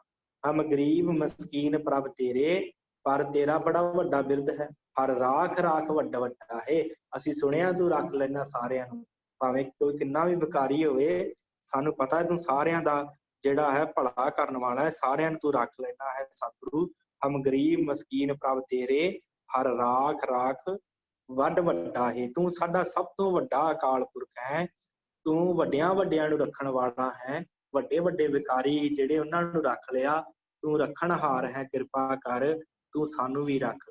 ਹਮ ਗਰੀਬ ਮਸਕੀਨ ਪ੍ਰਭ ਤੇਰੇ, ਹਰ ਰਾਖ ਰਾਖ ਵੱਡ ਵੱਡਾ ਹੈ। ਤੂੰ ਵਾਹਿਗੁਰੂ ਜੀ ਵੱਡੇ ਵੱਡੇ ਵਿਕਾਰੀਆਂ ਨੂੰ ਬਖਸ਼ ਦੇਣਾ ਹੈ, ਐਸਾ ਤੇਰਾ ਬਿਰਦ ਹੈ। ਕਿਰਪਾ ਕਰੋ, ਸਾਨੂੰ ਵੀ ਰੱਖੋ। ਅਥਵਾ ਇਹ ਵਾਹਿਗੁਰੂ ਜੀ, ਇਹ ਅਕਾਲ ਪੁਰਖ ਜੀ, ਤੂੰ ਵੱਡਾ ਹੈ, ਸਾਰਿਆਂ ਦਾ ਬਾਪ ਹੈ ਤੂੰ, ਇਸ ਕਰਕੇ ਸਾਡੀ ਰੱਖਿਆ ਕਰਨੀ ਕਰੋ। ਹਰ ਰਾਖ ਰਾਖ ਵੱਡ ਵੱਡਾ ਹੈ। ਜਨ ਨਾਨਕ ਨਾਮ ਆਧਾਰ ਟੇਕ ਹੈ। ਸਤਿਗੁਰੂ ਕਿਰਪਾ ਕਰੋ, ਸਾਨੂੰ ਵੀ ਨਾਮ ਦਾ ਆਸਰਾ ਬਖਸ਼ਿਸ਼ ਕਰੋ। ਜਨ ਨਾਨਕ ਨਾਮ ਆਧਾਰ ਟੇਕ ਹੈ, ਹਰ ਨਾਮੇ ਹੀ ਸੁਖ ਮੰਡਾ ਹੈ। ਸਤਿਗੁਰੂ ਕਿਰਪਾ ਕਰੋ, ਸਾਡਾ ਵੀ ਆਧਾਰ, ਸਾਡੀ ਵੀ ਟੇਕ ਓਟ। ਆਧਾਰ ਦਾ ਅਰਥ ਹੁੰਦਾ ਆਸਰਾ, ਟੇਕ ਦਾ ਅਰਥ ਹੁੰਦਾ ਓਟ ਆਸਰਾ, ਉਹੀ ਹੋ ਗਿਆ, ਇੱਕ ਹੀ ਸ਼ਬਦ ਹੈ, ਕੋਈ ਅਰਥ ਬਣਦੇ, ਥੋੜਾ ਜਿਹਾ ਫਰਕ ਹੈ। ਜਨ ਨਾਨਕ ਨਾਮ ਆਧਾਰ ਟੇਕ ਹੈ। ਨਾਮ ਦਾ ਹੀ ਸਾਨੂੰ ਆਸਰਾ ਹੋ ਜੇ, ਟੇਕ ਵੀ ਸਾਨੂੰ ਨਾਮ ਦੀ ਹੋ ਜੀ। ਐਸੀ ਸਾਡੇ ਤੇ ਕਿਰਪਾ ਕਰੋ, ਹਰ ਨਾਮੇ ਹੀ ਸੁਖ ਮੰਡਾਏ। ਸਾਡਾ ਵੀ ਮਨ ਜਿਹੜਾ ਹੈ ਨਾ ਨਾਮ ਦੇ ਵਿੱਚ ਲੱਗ ਜਾਵੇ, ਤਾਂ ਕਿ ਸਾਨੂੰ ਵੀ ਸੁੱਖਾਂ ਦੀ ਪ੍ਰਾਪਤੀ ਹੋ ਜਾਵੇ। ਸੋ ਸਤਿਗੁਰੂ ਬਖਸ਼ਿਸ਼ ਕਰਦੇ ਆ, ਜਨ ਨਾਨਕ ਨਾਮ ਆਧਾਰ ਟੇਕ ਹੈ। ਸਿੱਖੋ, ਜਿਨ੍ਹਾਂ ਦੀ ਟੇਕ ਆਧਾਰ ਨਾਮ ਹੋ ਜਾਂਦਾ ਹੈ ਨਾ, ਉਹਨਾਂ ਨੂੰ ਕੀ ਪ੍ਰਾਪਤੀ ਹੁੰਦੀ ਹੈ? ਹਰ ਨਾਮੇ ਹੀ ਸੁਖ ਮੰਡਾ ਹੈ। ਉਹਨਾਂ ਨੂੰ ਸੁੱਖ ਮਿਲ ਜਾਂਦੇ ਆ, ਉਹਨਾਂ ਨੂੰ ਸੁੱਖਾਂ ਦੀ ਪ੍ਰਾਪਤੀ ਹੋ ਜਾਂਦੀ ਹੈ। ਨਾਮ ਦੇ ਵਿੱਚ ਲਾ ਕੇ ਉਹ ਸੁੱਖ ਮਾਣਦੇ ਆ। ਹਰ ਨਾਮੇ ਹੀ ਸੁੱਖ ਮੰਡਾ ਹੈ। ਉਹ ਫਿਰ ਸੁੱਖਾਂ ਦੀ ਜਦੋਂ ਪ੍ਰਮਾਤਮਾ ਦੇ ਨਾਮ ਦਾ ਉਹ ਆਸਰਾ ਲੈਂਦੇ ਆ, ਫਿਰ ਉਹ ਸੁੱਖ ਮਾਣਦੇ ਸੰਸਾਰ ਦੇ ਵਿੱਚ ਵੀ। ਤੇ ਜਦੋਂ ਇਹ ਸੰਸਾਰ ਦੇ ਵਿੱਚ ਸੁੱਖ ਮਾਣਦੇ ਆ, ਫਿਰ ਇੱਥੋਂ ਜਾ ਕੇ ਉਸ ਦਰਗਾਹ ਦੇ ਵਿੱਚ ਹੀ ਸੁੱਖ ਮਾਣਦੇ ਆ। ਸੁੱਖਾਂ ਨੂੰ ਮੰਡਦੇ ਆ, ਭਾਵ ਸਜਾਉਂਦੇ ਆ, ਸੁੱਖਾਂ ਨੂੰ ਮਾਣਦੇ ਆ ਆਪਣੇ ਸਰੀਰ ਦੇ ਉੱਤੇ, ਜਿਹੜੇ ਮਨੁੱਖ ਪਰਮਾਤਮਾ ਦਾ ਨਾਮ ਸਿਮਰਦੇ ਆ। ਸੋ ਸਤਿਗੁਰਾਂ ਨੇ, ਚੌਥੇ ਪਾਤਸ਼ਾਹ ਨੇ ਬਖਸ਼ਿਸ਼ ਕੀਤੀ ਆ ਕਿ ਭਾਈ ਤੇਰੇ ਅੰਦਰ ਵਿਕਾਰ ਬਹੁਤ ਆ, ਪਰ ਰਸਤਾ ਕੀ ਹੈ? ਗੁਰੂ। ਤੇ ਗੁਰੂ ਕੋਲ ਜਾ ਕੇ ਇਹ ਨਾ ਹੋਵੇ ਕਿ ਸਾਖਤੀ ਬਣ ਜਾਵੇ। ਗੁਰੂ ਦੇ ਕੋਲ ਜਾ ਕੇ ਗੁਰੂ ਦੀ ਸਿੱਖਿਆ ਪ੍ਰਾਪਤ ਕਰ, ਗੁਰੂ ਦੀ ਬਾਣੀ ਪੜ੍ਹ, ਸਿਮਰਨ ਕਰ, ਤਾਂ ਕਿ ਤੇਰੇ ਵਿਕਾਰ ਖਤਮ ਹੋਣ। ਇਹ ਨਾ ਹੋਵੇ ਕਿ ਤੂੰ ਸਾਖਤ ਬਣ ਜਾਵੇਂ ਤੇ ਫਿਰ ਤੇਰਾ ਜੀਵਨ ਜਿਹੜਾ ਬਿਰਥਾ ਚਲਾ ਜਾਵੇ। ਸੋ ਸਤਿਗੁਰਾਂ ਨੇ, ਚੌਥੇ ਪਾਤਸ਼ਾਹ ਨੇ ਇਸ ਸ਼ਬਦ ਦੇ ਅੰਦਰ ਬਖਸ਼ਿਸ਼ ਕੀਤੀ ਹੈ। ਅਗਲਾ ਸ਼ਬਦ ਜੋ ਹੈ ਉਹ ਧੰਨ ਗੁਰੂ ਅਰਜਨ ਦੇਵ ਮਹਾਰਾਜ ਸੱਚੇ ਪਾਤਸ਼ਾਹ ਜੀ ਦਾ ਹੈ। ਸਤਿਗੁਰਾਂ ਨੇ ਬੜੇ ਪਿਆਰ ਦੇ ਨਾਲ ਸਮਝਾਇਆ ਇਸ ਸ਼ਬਦ ਦੇ ਅੰਦਰ। ਜਿੱਥੇ ਜਿੱਥੇ ਕਈ ਜਗ੍ਹਾ ਸਤਿਗੁਰਾਂ ਨੇ ਬੜੇ ਸਖਤ ਸ਼ਬਦ ਬਖਸ਼ੇ ਆ, ਬੜੇ ਸਖਤ ਸ਼ਬਦਾਂ ਦੇ ਵਿੱਚ ਤਾੜਨਾ ਵੀ ਕੀਤੀ ਆ। ਰੇ ਮੂਰਖ ਲਾਜ ਤੋਏ ਨਾਹੀਂ, ਇਸ ਤਰ੍ਹਾਂ ਦੇ ਸ਼ਬਦ ਵੀ ਆਏ ਕਿ ਤੈਨੂੰ ਰੇ ਨਿਲੱਜ ਲਾਜ ਤੋਏ ਨਾਹੀਂ, ਹਰ ਗੁਣ ਗਾਵੇ ਨਾ ਸਹਿਜ ਸੁਭਾਏ। ਤੂੰ ਪਰਮਾਤਮਾ ਦੇ ਨਾਮ ਦੇ ਗੁਣ ਕਿਉਂ ਨਹੀਂ ਗਾਉਂਦਾ? ਇਸ ਤਰ੍ਹਾਂ ਵੀ ਸਤਿਗੁਰਾਂ ਨੇ ਤਾੜਨਾ ਵੀ ਕੀਤੀ ਕਈ ਜਗ੍ਹਾ ਦੇ ਉੱਤੇ। ਪਰ ਸਤਿਗੁਰਾਂ ਨੇ ਇਸ ਸ਼ਬਦ ਦੇ ਅੰਦਰ ਬੇਨਤੀ ਕੀਤੀ ਹੈ। ਸਤਿਗੁਰੂ ਆਪਣੇ ਸਿੱਖਾਂ ਨੂੰ ਬੇਨਤੀ ਕਰਦੇ ਆ, ਬੇਨਤੀ ਕਰਨ ਦੀ ਜਾਚ ਵੀ ਦੱਸਦੇ ਆ। ਸਤਿਗੁਰੂ ਧੰਨ ਗੁਰੂ ਅਰਜਨ ਦੇਵ ਮਹਾਰਾਜ ਸੱਚੇ ਪਾਤਸ਼ਾਹ ਬਖਸ਼ਿਸ਼ ਕਰਦੇ ਆ। ਸਤਿਗੁਰੂ ਕਹਿੰਦੇ ਆ, ਰਾਗ ਗੌੜੀ ਪੂਰਬੀ, ਰਾਗ ਗੌੜੀ ਹੈ, ਪੂਰਬੀ ਜਾਤੀ ਹੈ। ਮਹੱਲਾ ਪੰਜਵਾਂ, ਪੰਜਵੇਂ ਪਾਤਸ਼ਾਹ ਜੀ ਦਾ ਪਾਵਨ ਸ਼ਬਦ ਹੈ। ਕਰੋ ਬੇਨੰਤੀ ਸੁਣੋ ਮੇਰੇ ਮੀਤਾ। ਇਹ ਗੁਰਸਿੱਖੋ, ਮੈਂ ਤੁਹਾਡੇ ਅੱਗੇ ਬੇਨਤੀ ਕਰਦਾ, ਇਹ ਮੇਰੇ ਮਿੱਤਰੋ, ਇਹ ਮੇਰੇ ਸੱਜਣੋ, ਕਰੋ ਬੇਨੰਤੀ ਸੁਣੋ ਮੇਰੇ ਮੀਤਾ। ਇਹ ਮੇਰੇ ਗੁਰਸਿੱਖ ਮੀਤਾ, ਮੇਰੇ ਮਿੱਤਰ, ਮੇਰੀ ਇੱਕ ਬੇਨਤੀ ਸੁਣ। ਕਿਹੜੀ ਬੇਨਤੀ ਹੈ? ਸੰਤ ਟਹਿਲ ਕੀ ਬੇਲਾ। ਬੇਲਾ ਨਹੀਂ ਪੜਨਾ, ਇਹਨੂੰ ਬੇਲਾ, ਬੇਲਾ ਪੜਨਾ। ਬੇਲਾ ਦਾ ਅਰਥ ਹੁੰਦਾ ਸਮਾਂ। ਸੰਤ ਟਹਿਲ ਕੀ ਬੇਲਾ, ਇਹ ਸੰਤਾਂ ਦੀ ਟਹਿਲ ਕਰਨ ਦੀ, ਗੁਰੂ ਦੀ ਟਹਿਲ ਕਮਾਉਣ ਦੀ ਜਿਹੜੀ ਆ ਨਾ, ਉਹ ਸਮਾਂ ਹੈ ਗੁਰੂ ਦੀ ਟਹਿਲ ਕਮਾਉਣ ਦਾ। ਕਰੋ ਬੇਨੰਤੀ ਸੁਣੋ ਮੇਰੇ ਮੀਤਾ, ਸੰਤ ਟਹਿਲ ਕੀ ਬੇਲਾ। ਇਹ ਜਿਹੜਾ ਸਮਾਂ ਹੈ ਨਾ, ਇਹ ਗੁਰੂ ਦੀ ਟਹਿਲ ਦਾ ਅਰਥ ਹੁੰਦਾ ਸੇਵਾ। ਇਹ ਗੁਰੂ ਦੀ ਸੇਵਾ ਕਰਨ ਦਾ ਸਮਾਂ ਹੈ। ਜਿਹੜਾ ਸਰੀਰ ਮਿਲਿਆ ਹੈ ਤੈਨੂੰ, ਇਹਨੂੰ ਵਿਕਾਰਾਂ ਵਿੱਚ ਨਾ ਖਚਿਤ ਕਰ, ਆਪਣੇ ਗੁਰੂ ਦੀ ਟਹਿਲ ਸੇਵਾ ਕਰ, ਆਪਣੇ ਗੁਰੂ ਦੇ ਨਾਮ ਜਪ, ਜੋ ਗੁਰੂ ਕਹਿੰਦਾ ਹੈ ਨਾ ਉਹਨੂੰ ਮੰਨ। ਕਰੋ ਬੇਨਤੀ, ਮੈਂ ਤੈਨੂੰ ਬੇਨਤੀ ਕਰਕੇ ਸਤਿਗੁਰੂ ਕਹਿੰਦੇ ਸਮਝਾ ਰਿਹਾ ਕਿ ਮੈਂ ਤੇਰੇ ਅੱਗੇ ਸਿੱਖਾ ਬੇਨਤੀ ਕਰਦਾ। ਕਰੋ ਬੇਨਤੀ ਸੁਣੋ ਮੇਰੇ ਮੀਤਾ, ਇਹ ਮੇਰੇ ਮਿੱਤਰ, ਮੇਰੇ ਪਿਆਰੇ ਗੁਰਸਿੱਖ, ਸੰਤ ਟਹਿਲ ਕੀ ਵੇਲਾ। ਇਹ ਤੇਰਾ ਸਮਾਂ ਜਿਹੜਾ ਹੈ ਨਾ ਸੰਤਾਂ ਦੀ ਟਹਿਲ ਕਰਨ ਦਾ, ਸਤ ਸੰਗਤ ਵਿੱਚ ਬੈਠਣ ਦਾ ਸਮਾਂ ਹੈ। ਪਹਿਲਾ ਅਰਥ ਸੰਤ ਦਾ ਅਰਥ ਕਰਾਂਗੇ ਗੁਰੂ, ਕਿ ਤੇਰੇ ਗੁਰੂ ਦੀ ਟਹਿਲ ਸੇਵਾ ਕਰਨ ਦਾ ਸਮਾਂ ਹੈ। ਦੂਸਰਾ ਅਰਥ ਕਰਾਂਗੇ ਸੰਤ ਦਾ, ਕਿ ਤੇਰਾ ਸੰਗਤ ਵਿੱਚ ਜਿਹੜੇ ਸੰਤਾਂ ਦੀ ਸੰਗਤ ਹੈ ਨਾ, ਜਿਹੜੇ ਨਾਮ ਜਪਦੇ ਸਿਮਰਨ ਕਰਦੇ ਆ, ਉਹਨਾਂ ਦੀ ਟਹਿਲ ਸੇਵਾ ਕਰਨ ਦਾ ਸਮਾਂ ਹੈ। ਭਾਵ ਉਹਨਾਂ ਦੇ ਨਾਲ ਬਹਿ ਕੇ ਪਰਮੇਸ਼ਰ ਦੇ ਗੁਣ ਗਾਉਣ ਦਾ ਸਮਾਂ ਹੈ ਤੇਰਾ। ਕਰੋ ਬੇਨਤੀ ਸੁਣੋ ਮੇਰੇ ਮੀਤਾ, ਸੰਤ ਟਹਿਲ ਕੀ ਬੇਲਾ, ਈਹਾ ਖਾਟ ਚੱਲਹੁ ਹਰ ਲਾਹਾ। ਇਸ ਸੰਸਾਰ ਦੇ ਉੱਤੇ ਈਹਾ ਇੱਥੇ, ਖਾੜ ਚੱਲੋ ਹਰ ਲਾਹਾ, ਹਰੀ ਦੇ ਨਾਮ ਦਾ ਲਾਹਾ ਖੱਟ ਕੇ ਚੱਲੇਗਾ, ਅੱਗੇ ਬਸਣ ਸੁਹੇਲਾ। ਤੈਨੂੰ ਅੱਗੇ ਜਿਹੜਾ ਹੈ ਨਾ ਵਸਣਾ ਸੁਹੇਲਾ ਹੋ ਜਾਏਗਾ। ਇਹ ਸਾਡਾ ਸੰਸਾਰ ਉੱਤੇ, ਆਪਾਂ ਉਸ ਦਿਨ ਸਭ ਤੋਂ ਪਹਿਲੇ ਸ਼ਬਦ 'ਚ ਵਿਚਾਰਿਆ ਸੀ ਨਾ ਕਿ ਅਸੀਂ ਸੰਸਾਰ ਦੇ ਉੱਤੇ ਆਏ ਹਾਂ, ਕੋਈ ਪਤਾ ਨਹੀਂ ਕਦੋਂ ਸਾਨੂੰ ਸੱਦਾ ਪੈ ਜਾਣਾ ਤੇ ਅਸੀਂ ਚਲੇ ਜਾਣਾ। ਸਤਿਗੁਰੂ ਜੀ ਉਸੇ ਦੀ ਪ੍ਰੋੜਤਾ ਕਰਦੇ, ਭਾਈ ਤੇਰਾ ਸਰੀਰ ਜਿਹੜਾ ਨਾ ਇੱਥੇ ਤੂੰ ਪੱਕਾ ਨਹੀਂ ਆਇਆ, ਇਹ ਤੇਰਾ ਘਰ ਨਹੀਂ ਹੈ, ਇੱਥੋਂ ਤੂੰ ਲਾਹਾ ਖੱਟਣ ਵਾਸਤੇ ਆਇਆ। ਈਹਾ ਖਾਟ ਚੱਲੋ ਹਰ ਲਾਹਾ, ਕਿਹੜਾ ਲਾਹਾ? ਹਰੀ ਦੇ ਨਾਮ ਦਾ ਲਾਹਾ, ਹਰ ਲਾਹਾ। ਈਹਾ ਖਾਟ ਚੱਲੋ ਹਰ ਲਾਹਾ, ਆਗੇ ਬਸਨ ਸੁਹੇਲਾ। ਅੱਗੇ ਜਾ ਕੇ ਤੂੰ ਸੁਖੀ ਵਸ ਸਕੇ, ਭਾਵ ਉਸ ਦਰਗਾਹ ਦੇ ਵਿੱਚ, ਉਸ ਪਰਮਾਤਮਾ ਦੇ ਘਰ ਦੇ ਵਿੱਚ ਸੁਖੀ ਵਸ ਚੱਲਣੇ ਸਕੇ। ਤਾਂ ਕਰਕੇ ਹਰੀ ਦੇ ਨਾਮ ਦਾ ਲਾਹਾ ਖੱਟ, ਹਰੀ ਦੇ ਨਾਮ ਦਾ ਲਾਹਾ ਕਮਾ, ਸਿਮਰਨ ਕਰ, ਬਾਣੀ ਪੜ, ਭਜਨ ਕਰ, ਇਹ ਤੇਰਾ ਰਸਤਾ ਹੈ। ਸਤਿਗੁਰੂ ਕਹਿੰਦੇ ਮੈਂ ਤੈਨੂੰ ਬੇਨਤੀ ਕਰਕੇ ਸਿੱਖਾ ਸਮਝਾਉਣਾ ਆ, ਗੁਰੂ ਦੀ ਸਤ ਸੰਗੀਆਂ ਦੀ ਟਹਿਲ ਸੇਵਾ ਕਰਨ ਦਾ ਤੈਨੂੰ ਸਮਾਂ ਮਿਲਿਆ। ਇਹ ਜਿਹੜਾ ਜੀਵਨ ਹੈ ਤੇ ਸਤ ਸੰਗਤ ਦੇ ਵਿੱਚ ਜਾ ਕੇ ਟਹਿਲ ਸੇਵਾ ਕਮਾ, ਕਿਉਂਕਿ ਇੱਥੇ ਕਮਾਇਆ ਹੋਇਆ ਜਿਹੜਾ ਟਹਿਲ ਸੇਵਾ, ਇੱਥੇ ਸਿਮਰਿਆ ਹੋਇਆ ਨਾਮ ਹਰੀ ਨੂੰ ਯਾਦ ਕਰਨਾ, ਇੱਥੇ ਜਿੰਨਾ ਉਹਨੂੰ ਯਾਦ ਕਰੇਗਾ ਉਹਦਾ ਲਾਹਾ ਜਿਹੜਾ ਤੈਨੂੰ ਪ੍ਰਾਪਤ ਹੋਏਗਾ। ਫਿਰ ਤੇਰਾ ਅੱਗੇ ਜਿਹੜਾ ਬਸਨ ਉਹ ਸੁਹੇਲਾ ਹੋ ਜਾਏਗਾ, ਤੈਨੂੰ ਜਮਾਂ ਦੀ ਮਾਰ ਨਹੀਂ ਪਏਗੀ। ਅੱਗੇ ਬਸਨ ਸੁਹੇਲਾ, ਤੇਰਾ ਅੱਗੇ ਵਸਣਾ ਸੁਹੇਲਾ ਹੋ ਜਾਏਗਾ, ਤੈਨੂੰ ਜਮਾਂ ਦੀ ਮਾਰ ਜਿਹੜੀ ਆ ਉਹ ਨਹੀਂ ਪਵੇਗੀ। ਔਦ ਘਟੈ ਦਿਨਸ ਰਹਿ ਨਾਰੇ, ਜਿਵੇਂ ਸਤਿਗੁਰਾਂ ਨੇ ਕਿਹਾ ਸੀ ਨਾ ਆਰੰਭਤਾ ਦੇ ਸ਼ਬਦ ਦੇ ਵਿੱਚ ਕਿ ਭਾਈ ਸੱਦੇ ਪੈ ਰਹੇ ਆ ਤੇ ਕੋਈ ਪਤਾ ਨਹੀਂ ਕਿਹੜੇ ਵੇਲੇ ਸੱਦਾ ਆ ਜਾਏ ਤੇ ਤੂੰ ਚਲੇ ਜਾਣਾ। ਹੁਣ ਸਤਿਗੁਰੂ ਬਖਸ਼ਿਸ਼ ਕਰਦੇ ਆ, ਉਹੋ ਹੀ ਸਤਿਗੁਰੂ ਪ੍ਰੋੜਤਾ ਕਰਦੇ ਗੁਰੂ ਨਾਨਕ ਸਾਹਿਬ ਦੇ ਸ਼ਬਦ ਦੀ ਕਿ ਔਦ ਘਟੈ ਦਿਨਸ ਰਹਿ ਨਾਰੇ। ਭਾਈ ਗੁਰਸਿੱਖਾ ਮੈਂ ਤੇਰੇ ਅੱਗੇ ਬੇਨਤੀ ਕਰਦਾ, ਤੇਰੀ ਜਿਹੜੀ ਔਦ ਹੈ ਨਾ, ਔਦ ਦਾ ਅਰਥ ਹੁੰਦਾ ਹੈ ਉਮਰ, ਤੇਰੀ ਜਿਹੜੀ ਉਮਰ ਹੈ ਉਹ ਘਟ ਰਹੀ ਹੈ। ਤੇ ਇਹ ਨਹੀਂ ਕਿ ਦਿਨ ਦੇ ਵਿੱਚ ਘਟ ਰਹੀ ਹੈ। ਸਤਿਗੁਰੂ ਕਹਿੰਦੇ ਦਿਨ ਸਰੈ ਨਾਰੇ, ਰਾਤ ਨੂੰ ਵੀ ਘਟਦੀ ਹੈ, ਦਿਨ ਨੂੰ ਵੀ ਘਟਦੀ ਹੈ। ਔਦ ਘਟੈ ਦਿਨ ਸਰੈ ਨਾਰੇ, ਹਰ ਪਲ ਪਲ ਤੇਰੀ ਜਿਹੜੀ ਹੈ ਨਾ ਉਹ ਉਮਰਾ, ਤੇਰੀ ਜਿਹੜੀ ਆ ਆਯੂ ਉਹ ਘਟਦੀ ਜਾ ਰਹੀ ਹੈ। ਸਤਿਗੁਰਾਂ ਨੇ ਬਖਸ਼ਿਸ਼ ਕੀਤਾ ਨਾ, ਚੇਤਨਾ ਹੈ ਤੋ ਚੇਤ ਲੈ, ਨਿਸ ਦਿਨ ਮੈਂ ਪ੍ਰਾਣੀ, ਛਿਨ ਛਿਨ ਔਦ ਬਿਹਾਤ ਹੈ, ਫੁੱਟੈ ਘਟ ਜਿਉ ਪਾਣੀ। ਛਿਣ ਛਿਣ ਔਦ ਬਿਹਾਤ ਹੈ, ਜਿਵੇਂ ਘੜਾ ਫੁੱਟਿਆ ਹੋਵੇ ਉਹਦੇ ਵਿੱਚ ਭੋਰਾ ਭੋਰਾ ਪਾਣੀ ਨਿਕਲ ਰਿਹਾ ਹੋਵੇ, ਇਸ ਤਰ੍ਹਾਂ ਅਸੀਂ ਸਵਾਸ ਲੈਂਦੇ ਹਾਂ ਤੇ ਸਵਾਸ ਸਾਡੇ ਖਰਚ ਹੋ ਰਹੇ ਆ, ਖਤਮ ਹੋ ਰਿਹਾ, ਔਦ ਸਾਡੀ ਜਿਹੜੀ ਉਹ ਲੰਘ ਰਹੀ ਹੈ। ਇਸ ਕਰਕੇ ਸਤਿਗੁਰ ਕਹਿੰਦੇ ਔਦ ਘਟੈ ਦਿਨ ਸਰੈ ਨਾਰੇ, ਦਿਨ ਨੂੰ ਵੀ ਘਟ ਰਹੀ ਹੈ, ਰਾਤ ਨੂੰ ਵੀ ਜਿਹੜੀ ਆ ਉਹ ਘਟ ਰਹੀ ਹੈ। ਰਹਿ ਨਾਰੇ, ਰਹਿ ਨਾਰੇ ਨਹੀਂ ਪੜ੍ਹਨਾ, ਰਹਿ ਨਾਰੇ, ਰਾਰੇ ਨੂੰ ਦਲਾਵਾਂ ਲਾ ਕੇ। ਔਦ ਘਟੈ ਦਿਨਸ ਰਹਿ ਨਾਰੇ। ਫਿਰ ਸਤਿਗੁਰੂ ਕੀ ਕਰੀਏ? ਮਨ ਗੁਰ ਮਿਲ ਕਾਰਜ ਸਵਾਰੇ, ਜਿਹੜਾ ਨਾ ਤੇਰਾ ਜੀਵਨ ਰੂਪੀ ਕਾਰਜ ਹੈ ਇਹਨੂੰ ਸਵਾਰ ਲੈ। ਕਿਵੇਂ? ਮਨ ਨੂੰ ਗੁਰੂ ਨਾਲ ਮਿਲਾ ਲਾ, ਆਪਣਾ ਕਾਰਜ ਸਵਾਰ। ਕਿਸ ਤਰ੍ਹਾਂ ਸਵਾਰਨਾ ਹੈ? ਮਨ ਗੁਰ ਮਿਲ ਕਾਰਜ ਸਵਾਰੇ, ਆਪਣੇ ਗੁਰੂ ਨੂੰ, ਗੁਰੂ ਦੇ ਨਾਲ ਆਪਣੇ ਮਨ ਨੂੰ ਲਾ ਲਾ, ਭਾਵ ਜੋ ਗੁਰੂ ਕਹਿੰਦਾ ਉਹਨੂੰ ਮੰਨ ਲਾ, ਸਿਮਰਨ ਕਰ ਲਾ, ਬਾਣੀ ਪੜ ਲਾ, ਨਾਮ ਜਪ ਲਾ। ਮਨ ਗੁਰ ਮਿਲ ਕਾਰਜ ਸਵਾਰੇ, ਗੁਰੂ ਨੂੰ ਮਿਲ ਕੇ ਆਪਣਾ ਜੀਵਨ ਰੂਪੀ ਕਾਰਜ ਜਿਹੜਾ ਹੈ ਨਾ, ਮੋਕਸ਼ ਰੂਪੀ ਕਾਰਜ ਜਿਹੜਾ ਹੈ, ਪਰਮਾਤਮਾ ਦੀ ਪ੍ਰਾਪਤੀ ਦਾ ਕਾਰਜ, ਕਿਉਂਕਿ ਇਹ ਸਰੀਰ ਦੇ ਵਿੱਚ ਹੀ ਪ੍ਰਾਪਤੀ ਹੈ ਪਰਮਾਤਮਾ ਦੀ। ਇਸ ਦੇਹੀ ਕੋ ਸਿਮਰੇ ਦੇਵ, ਸੋ ਸੇ ਦੇਹੀ ਭਜ ਹਰ ਕੀ ਸੇਵ। ਕਿਉਂਕਿ ਜਿਹੜੀ ਮੁਕਤੀ ਹੈ ਨਾ, ਮੁਕਤੀ ਦੀ ਪ੍ਰਾਪਤੀ ਕਿੱਦਾਂ ਹੋਣੀ ਹੈ? ਉਹ ਮਨੁੱਖਾ ਦੇਹੀ ਦੇ ਵਿੱਚ ਆਉਣੀ ਆ, ਕਿਉਂਕਿ ਜਿਹੜੇ ਦੇਵਤੇ ਆ ਨਾ ਉਹ ਵੀ ਮਨੁੱਖਾ ਦੇਹੀ ਦੇ ਲਈ ਤਰਸ ਰਹੇ ਆ। ਇਸ ਦੇਹੀ ਕੋ ਸਿਮਰੈ ਦੇਵ, ਇਸ ਕਰਕੇ ਸਤਿਗੁਰ ਕਹਿੰਦੇ ਸੋ ਦੇਹੀ ਭਜ ਹਰ ਕੀ ਸੇਵ। ਸਿੱਖਾ ਉਹ ਦੇਹੀ ਦੇ ਨਾਲ ਪਰਮਾਤਮਾ ਨੂੰ ਸਿਮਰ, ਉਹਨੂੰ ਯਾਦ ਕਰ। ਇਸ ਕਰਕੇ ਸਤਿਗੁਰੂ ਕਹਿੰਦੇ ਤੇਰੀ ਉਮਰ ਘਟਦੀ ਜਾਂਦੀ ਆ ਤੇ ਤੂੰ ਆਪਣਾ ਜਿਹੜਾ ਜੀਵਨ ਰੂਪੀ ਮੁਕਤੀ ਦਾ ਮਾਰਗ ਹੈ ਨਾ ਇਸ ਮਨੁੱਖਾ ਜਨਮ 'ਚ ਹੀ ਪਾ ਸਕਦਾ। ਇਸ ਕਰਕੇ ਜਿਹੜਾ ਕਾਰਜ ਹੈ ਨਾ ਇਹ ਸ੍ਰੇਸ਼ਟ ਕਾਰਜ ਹੈ ਮੁਕਤੀ ਦਾ। ਇਹਨੂੰ ਗੁਰੂ ਦੇ ਨਾਲ ਆਪਣਾ ਮਨ ਮਿਲਾ ਲਾ, ਨਾਮ ਜਪ ਲਾ, ਗੁਰੂ ਦੀ ਸੰਗਤ ਕਰ ਲਾ ਤੇ ਤੇਰਾ ਜਿਹੜਾ ਕਾਰਜ ਸਵਰ ਜਾਵੇ, ਤੇਰਾ ਇਸ ਸੰਸਾਰ ਤੇ ਆਇਆ ਜਾਂ ਸਫਲ ਹੋ ਜਾਵੇ। ਵਿਸ਼ਰਾਮ ਦੇ ਕੇ ਸਤਿਗੁਰੂ ਫਰਮਾਉਂਦੇ ਆ, ਰਹਾਓ ਇਹੋ ਸੰਸਾਰ ਵਿਕਾਰ ਸੰਸੇ ਮੈਂ। ਇਹ ਜਿਹੜਾ ਸੰਸਾਰ ਆ ਨਾ ਇਹ ਸੰਸਿਆਂ ਦਾ ਘਰ ਆ। ਇੱਥੇ ਕਈ ਤਰ੍ਹਾਂ ਦੇ ਮਨ ਦੇ ਵਿੱਚ ਕਈ ਤਰ੍ਹਾਂ ਦੇ ਵਿਕਾਰ ਆਉਂਦੇ ਆ, ਸੰਸੇ ਆਉਂਦੇ ਆ, ਬੜਾ ਦੁਖੀ ਹੁੰਦਾ ਹੈ ਬੰਦਾ।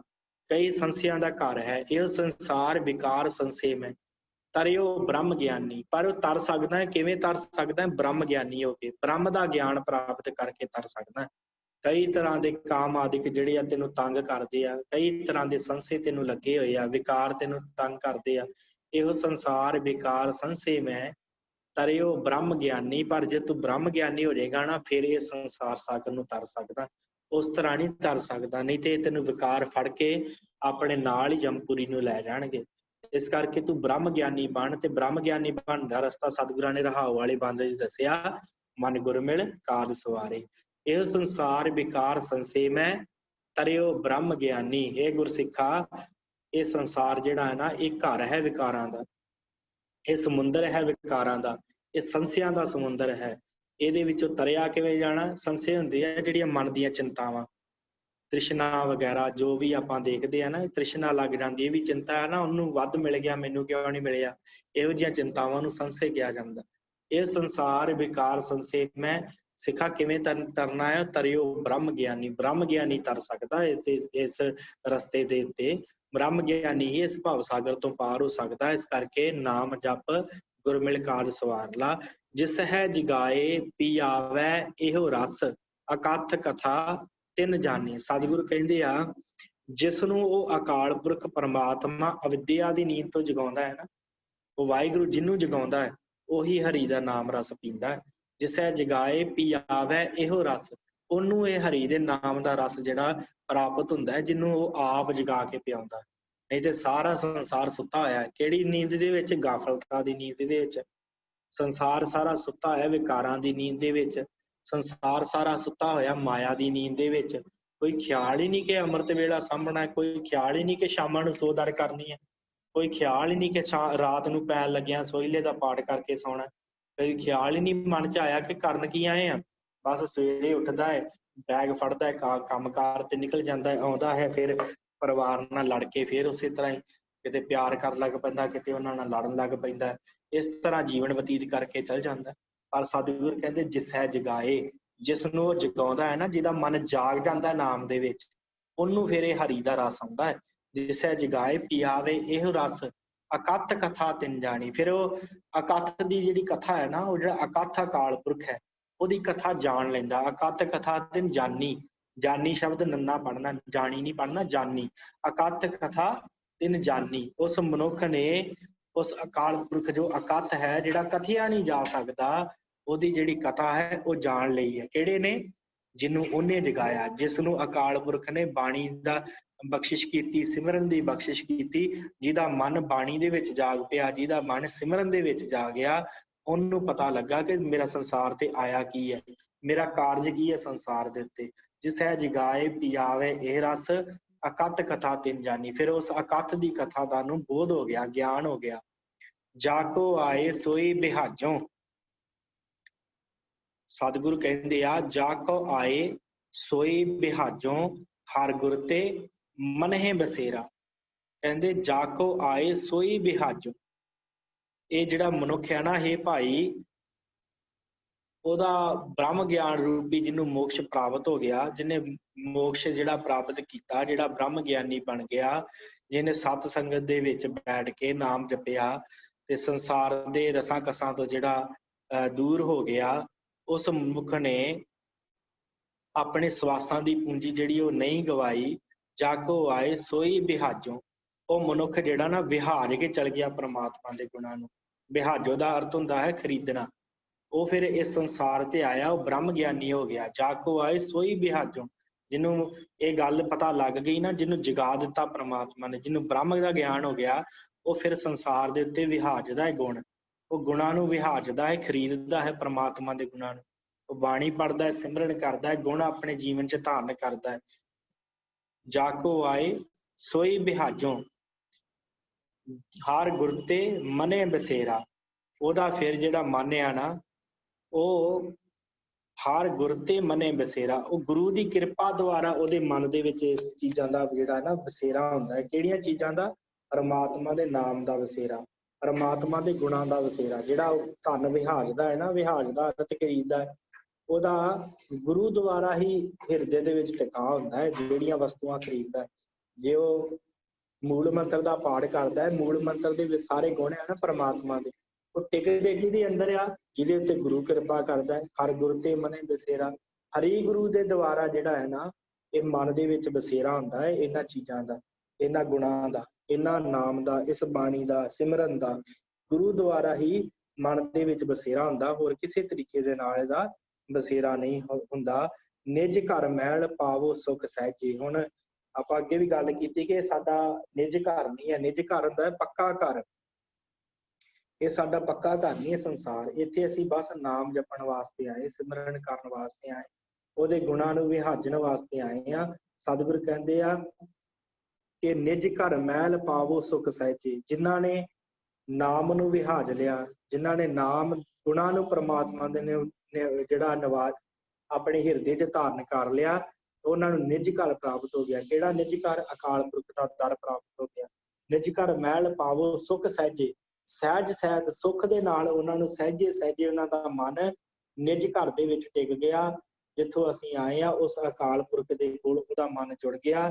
ਬੌਰ ਨਾ ਹੋਏ ਕੋ ਫੇਰਾ। ਫਿਰ ਉਸ ਮਨੁੱਖ ਦਾ ਦੁਬਾਰਾ ਜਿਹੜਾ ਆ ਫੇਰਾ ਨਹੀਂ ਹੁੰਦਾ, ਉਹ ਦੁਬਾਰਾ ਇਸ ਸੰਸਾਰ ਦੇ ਉੱਤੇ ਨਹੀਂ ਆਉਂਦਾ। ਕਿਹੜਾ ਨਹੀਂ ਆਉਂਦਾ? ਜਿਹੜਾ ਬ੍ਰਹਮ ਗਿਆਨੀ ਬਣ ਗਿਆ, ਜਿਹਨੇ ਨਾਮ ਨੂੰ ਜਪਿਆ, ਜਿਸ ਨੇ ਗੁਣਾਂ ਨੂੰ ਵਿਹਾਜਿਆ, ਜਿਨ੍ਹਾਂ ਨੇ ਗੁਰੂ ਦੁਆਰਾ, ਜਿਸ ਨੂੰ ਗੁਰੂ ਨੇ ਜਗਾ ਦਿੱਤਾ, ਉਹਨਾਂ ਮਨੁੱਖਾਂ ਦਾ ਫਿਰ ਦੁਬਾਰਾ ਫੇਰਾ ਨਹੀਂ ਹੁੰਦਾ। ਉਹ ਦੁਬਾਰਾ ਇਸ ਜਨਮ ਮਰਨ ਦੇ ਵਿੱਚ ਨਹੀਂ ਆਉਂਦੇ, ਨਿਜ ਘਰ ਦੇ ਵਿੱਚ ਸਦਾ ਲਈ ਟਿਕ ਜਾਂਦੇ ਆ। ਜਿੱਥੋਂ ਅਸੀਂ ਆਏ ਉਸ ਘਰ ਦੇ ਵਿੱਚ ਉਹ ਸਦਾ ਲਈ ਟਿਕ ਜਾਂਦੇ ਆ। ਨਿਜ ਘਰ ਮਹਿਲ ਪਾਵੋ ਸੁਖ ਸਹਿਜੇ, ਬੌਰ ਨਾ ਹੋਏ ਕੋ ਫੇਰਾ। ਅੰਤਰਜਾਮੀ ਪੁਰਖ ਵਿਧਾਤੇ, ਸ਼ਰਧਾ ਮਨ ਕੀ ਪੂਰੇ। ਇਹ ਅੰਤਰਜਾਮੀ ਅਕਾਲ ਪੁਰਖ ਪਰਮਾਤਮਾ, ਸਾਡੇ ਦਿਲਾਂ ਦੀਆਂ ਜਾਣਨ ਵਾਲੇ, ਇਹ ਪੁਰਖ, ਇਹ ਵਿਧਾਤੇ, ਵਿਧਾਤੇ ਦਾ ਅਰਥ ਜਿਹੜਾ ਫਲ ਦੇਣ ਵਾਲੇ, ਇਹ ਸਤਿਗੁਰੂ, ਇਹ ਵਾਹਿਗੁਰੂ ਜੀ ਅੰਤਰਜਾਮੀ ਹੋ, ਆਪ ਜੀ ਪੁਰਖ ਰੂਪ ਹੋ, ਵਿਧਾਤੇ ਹੋ, ਪਰਮੇਸ਼ਵਰ ਹੋ। ਸ਼ਰਧਾ ਮਨ ਕੀ ਪੂਰੇ। ਤੁਸੀਂ ਮਨਾਂ ਦੀ ਸ਼ਰਧਾ ਜਿਹੜੀ ਹੈ ਮਨੁੱਖਾਂ ਦੀ, ਉਹ ਪੂਰੀ ਕਰਨ ਵਾਲੇ ਹੋ। ਹਿਰਦੇ ਦੀ ਭਾਵਨਾ ਪੂਰਨ ਕਰੋ। ਸਾਡੇ ਹਿਰਦੇ ਦੀਆਂ ਜਿਹੜੀਆਂ ਭਾਵਨਾਵਾਂ ਹਨ ਉਹਨਾਂ ਨੂੰ ਪੂਰੀਆਂ ਕਰਨ ਵਾਲੇ ਹੋ। ਇਸ ਕਰਕੇ ਆਪ ਜੀ ਸਾਡੇ ਮਨ ਦੀਆਂ ਇੱਛਾਵਾਂ, ਸਾਡੇ ਮਨ ਦੀ ਜਿਹੜੀ ਸ਼ਰਧਾ ਹੈ ਨਾ, ਉਹਨੂੰ ਪੂਰੀ ਕਰੋ। ਉਹ ਕਿਹੜੀ ਸ਼ਰਧਾ ਹੈ? ਨਾਨਕ ਦਾਸ ਇਹ ਹੈ ਸੁਖ ਮੰਗੈ, ਮੋਕੋ ਕਰ ਸੰਤਨ ਕੀ ਟੂਰੇ। ਨਾਨਕ ਦਾਸ ਇਹ ਹੈ ਸੁਖ ਮੰਗੇ, ਇਹੋ ਹੀ ਸੁਖ ਮੰਗਦਾ ਹੈ। ਕਿਹੜਾ? ਮੋਕੋ ਕਰ ਸੰਤਨ ਕੀ ਟੂਰੇ, ਕਿ ਸਾਨੂੰ ਸਤ ਸੰਗਤ ਦੇ ਵਿੱਚ ਮਿਲਾ ਦਿਓ। ਇਹ ਸਾਡੇ ਮਨ ਦੀ ਸ਼ਰਧਾ ਹੈ। ਹੇ ਗੁਰਮੁਖ ਪਿਆਰੇ, ਹੇ ਗੁਰੂ ਦੇ ਸਿੱਖ, ਮੈਂ ਤੇਰੇ ਅੱਗੇ ਬੇਨਤੀ ਕਰਦਾ ਕਿ ਅੰਤਰਜਾਮੀ ਪੁਰਖ ਵਿਧਾਤੇ, ਕਿ ਉਸ ਅੰਤਰਜਾਮੀ ਦੇ ਅੱਗੇ ਬੇਨਤੀ ਕਰ, ਉਸ ਅਕਾਲ ਪੁਰਖ ਦੇ ਅੱਗੇ ਬੇਨਤੀ ਕਰ, ਜਿਹੜਾ ਸ਼ਰਧਾ ਮਨ ਕੀ ਪੂਰੇ, ਜਿਹੜਾ ਮਨ ਦੀਆਂ ਸ਼ਰਧਾ ਨੂੰ ਪੂਰੀਆਂ ਕਰਨ ਵਾਲਾ ਹੈ। ਨਾਨਕ ਦਾਸ ਇਹ ਹੈ ਸੁਖ ਮੰਗੇ, ਉਹਦੇ ਕੋਲੋਂ ਇਹ ਸੁਖ ਮੰਗ। ਕਿਹੜਾ ਸੁਖ? ਮੋਕੋ ਕਰ ਸੰਤਨ ਕੀ ਟੂਰੇ, ਕਿ ਉਹ ਤੈਨੂੰ ਗੁਰੂ ਦੇ ਚਰਨਾਂ ਦੀ ਧੂੜ ਬਣਾ ਦੇਵੇ, ਉਹ ਤੈਨੂੰ ਸਤ ਸੰਗਤ ਦੇ ਨਾਲ ਮਨਾ ਦੇਵੇ। ਸਤ ਸੰਗਤ ਦੀ ਜਿਹੜੀ ਧੂੜ ਆ ਉਹ ਤੈਨੂੰ ਪ੍ਰਾਪਤ ਹੋ ਜਾਵੇ। ਭਾਵ ਤੂੰ ਵੀ ਸਤ ਸੰਗਤ ਦੇ ਵਿੱਚ ਬੈਠ ਕੇ ਨਾਮ ਜਪੇ, ਸਿਮਰਨ ਕਰੇ, ਤਾਂ ਤੂੰ ਵੀ ਬ੍ਰਹਮ ਗਿਆਨੀ ਬਣ ਸਕੇ। ਤੇਰਾ ਵੀ ਜਿਹੜਾ ਹਿਰਦਾ ਜਾਗ ਪਵੇ ਵਿਕਾਰਾਂ ਵੱਲੋਂ, ਤੇਰਾ ਵੀ ਮਨ ਗੁਰੂ ਦੇ ਨਾਮ ਦੇ ਵਿੱਚ ਜੁੜ ਜਾਵੇ। ਇਸ ਤਰ੍ਹਾਂ ਤੂੰ ਉਸ ਅਕਾਲ ਪੁਰਖ ਦੇ ਅੱਗੇ ਬੇਨਤੀ ਕਰ। ਸੋ ਸਤਿਗੁਰਾਂ ਨੇ ਇਹ ਦੋ ਸ਼ਬਦ ਜਿਹੜੇ ਆ ਬਖਸ਼ਿਸ਼ ਕੀਤੇ ਆ। ਸੋ ਇੱਥੇ ਆਪਾਂ ਸਾਧ ਸੰਗਤ ਅੱਜ ਇੱਥੇ ਸੋਹਿਲਾ ਸਾਹਿਬ ਦੀ ਸਮਾਪਤੀ ਹੈ। ਸੋ ਮੈਂ ਬੇਨਤੀ ਕਰਾਂ ਕਿ ਆਪ ਜੀ ਮੈਨੂੰ ਇਸ ਤਰੀਕੇ ਨਾਲ ਦੱਸੋਗੇ ਕਿ ਆਪਾਂ ਜਾਪ ਸਾਹਿਬ ਦੀ ਜੋ ਹੈ ਸੰਥਿਆ ਉਹ ਆਰੰਭ ਕਰ ਲਈ ਜਾਵੇ ਜਾਂ ਕਿਸੇ ਹੋਰ ਸੌਖੀ ਬਾਣੀ ਦੀ ਆਰੰਭ ਕਰਨੀ, ਕਿਉਂਕਿ ਜਾਪ ਸਾਹਿਬ ਬਾਣੀ ਦੀ ਜਿਹੜੀ ਸੰਥਿਆ ਮਹਿੰਗੀ ਹੈ। ਤੇ ਸੋ ਆਪ ਜੀ ਜਾਂ ਤੇ WhatsApp ਤੇ ਮੈਨੂੰ ਦੱਸ ਦੇਣਾ, ਜਾਂ ਕਿਸੇ ਹੋਰ ਬਾਣੀ ਦੀ ਆਰੰਭ ਕਰਨੀ ਹੈ ਤਾਂ ਦੱਸ ਦੇਣਾ। ਤੇ ਜੇ ਜਾਪ ਸਾਹਿਬ ਹੀ ਕਰਨੀ ਹੈ ਤੇ ਤਾਂ ਵੀ ਠੀਕ ਹੈ, ਆਪਾਂ ਉਹ ਕੱਲ ਨੂੰ ਆਰੰਭ ਕਰ ਲਵਾਂਗੇ। ਇੱਥੇ ਆਪਣਾ ਸੋਹਿਲਾ ਸਾਹਿਬ ਦੀ ਬਾਣੀ ਦੀ ਜਿਹੜੀ ਹੈ ਸਮਾਪਤੀ ਹੈ।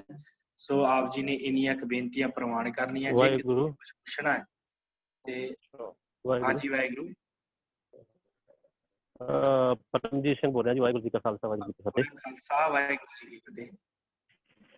ਮੈਂ ਬੇਨਤੀ ਕਰਨੀ ਸੀ ਕਿ 2 ਆਪਸ਼ਨ ਜਿਹੜੇ ਆ ਉਹ ਆਪਾਂ ਰੱਖੀਏ, ਜਾਪ ਸਾਹਿਬ ਦੇ ਨਾਲ ਵੀ ਇੱਕ ਅੱਧਾ ਹੋਰ ਆਪਸ਼ਨ ਰੱਖ ਲਓ। ਹਾਂਜੀ। ਤੇ ਉਹਨਾਂ ਦੋਵਾਂ ਦੇ ਵਿੱਚੋਂ ਫਿਰ ਜੋ ਸੰਗਤ ਕਹੇਗੀ ਫਿਰ ਉਹ ਆਪਾਂ ਉਹ ਅੱਗੇ ਸ਼ੁਰੂ ਕਰ ਦਿਆਂਗੇ ਉਸ ਬਾਣੀ ਦੀ ਸੰਥਿਆ।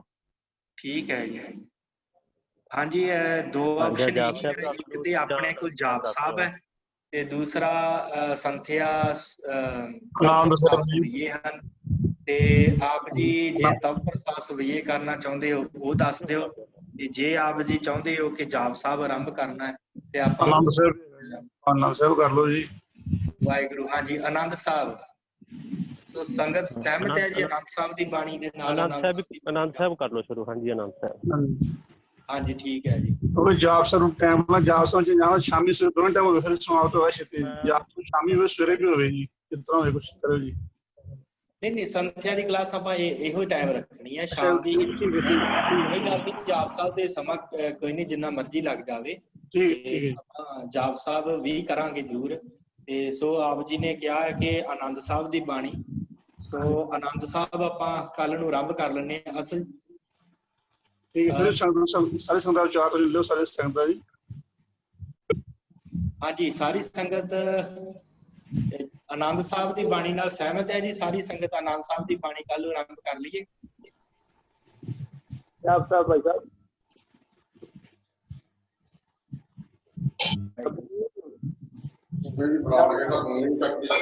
ਵਾਹਿਗੁਰੂ ਜੀ। ਹਾਂਜੀ ਵਾਹਿਗੁਰੂ। ਵਾਹਿਗੁਰੂ ਜੀ ਕਾ ਖਾਲਸਾ ਵਾਹਿਗੁਰੂ ਜੀ ਕੀ ਫਤਿਹ। ਵਾਹਿਗੁਰੂ ਜੀ ਕੀ ਫਤਿਹ। ਹਾਂਜੀ ਭਾਈ ਸਾਹਿਬ, ਮੈਂ ਤਾਂ ਇਹ ਕਹੂੰਗੀ ਕਿ ਜਾਪ ਸਾਹਿਬ ਸ਼ੁਰੂ ਕਰੋ। ਠੀਕ ਹੈ ਜੀ। ਹਾਂਜੀ, ਬਾਕੀ ਦੂਜੀ ਸੰਗਤ ਦੇ ਵੀ ਵਿਚਾਰ ਪੁੱਛ ਲਓ। ਹਾਂਜੀ,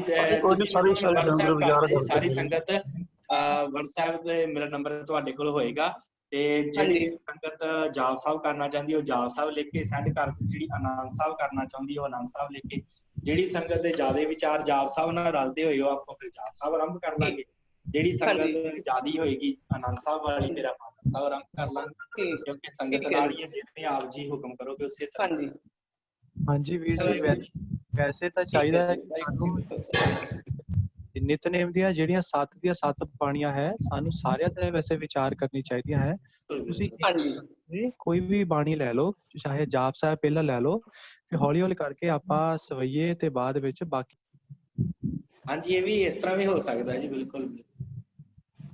ਮੈਨੂੰ ਵੀ ਸੀ ਅਸਲ 'ਚ, ਮੈਂ ਨਾ ਆਰੰਭ ਕੇ ਜਦੋਂ ਕੀਤਾ ਸੀ ਨਾ, ਮੈਂ ਇਹੀ ਸੋਚਿਆ ਸੀ ਕਿ ਜੋ ਗੁਰੂ ਗ੍ਰੰਥ ਸਾਹਿਬ ਜੀ ਦੇ ਆਰੰਭ ਦੇ ਵਿੱਚ ਜਿਹੜਾ ਨਿਤਨੇਮ ਹੈ, ਮੈਂ ਉਤੋਂ ਹੀ ਸ਼ੁਰੂ ਕੀਤਾ ਸੀ ਕਿ ਜਪਜੀ ਸਾਹਿਬ, ਫਿਰ ਰਹਿਰਾਸ ਸਾਹਿਬ ਤੇ ਸੋਹਿਲਾ ਸਾਹਿਬ। ਇੱਥੇ ਜਿਹੜਾ ਗੁਰੂ ਗ੍ਰੰਥ ਸਾਹਿਬ ਦੇ ਆਰੰਭ ਵਾਲਾ ਨਿਤਨੇਮ ਸਮਾਪਤ ਹੋ ਜਾਂਦਾ।